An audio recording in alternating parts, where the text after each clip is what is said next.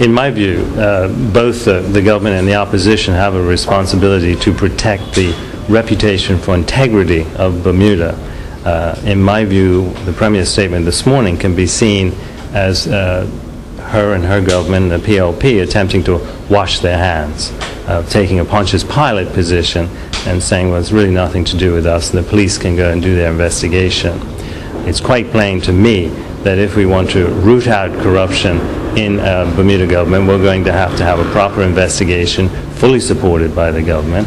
What we've seen this morning can be, well, maybe interpreted by Bermudians and international business as a closing of ranks of the PLP to protect their own insofar as they're able. The allegations go far beyond the Bolden allegations. The Bolden allegations alone, if true, are a very damning indication of the length and breadth of corruption in the Bermuda government.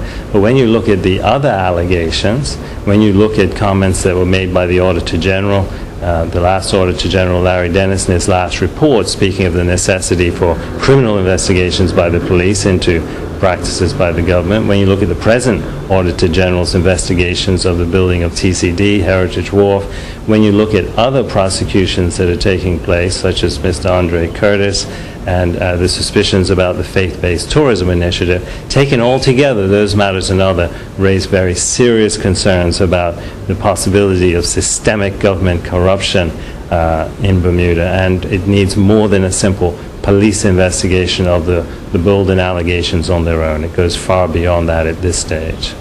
Well, the difficulty is we had the Bermuda housing investigation, which was completely bungled by the then police and by the DPP, the acting DPP, in my view.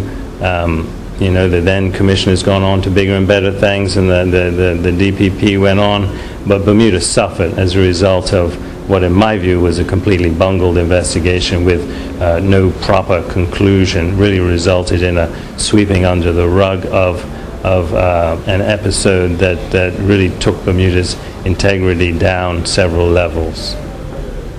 You said you think that this may have repercussions in the international business sector. Can you explain that?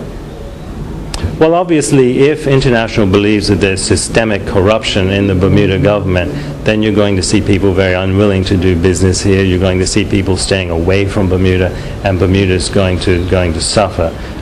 In my view, the Premier making statements that, oh, well, the opposition shouldn't be speaking about it, is silly. International business are well aware of the allegations that are out there. Privately, they're discussing them, and if the Premier imagines that by keeping it out of the press, nobody knows about it, I think that's a very silly approach which ultimately will do Bermuda no good. We're better to grasp the nettle, deal with the allegations head on, do proper investigations and prosecutions, and that is the only way we're going to be able to put this behind us.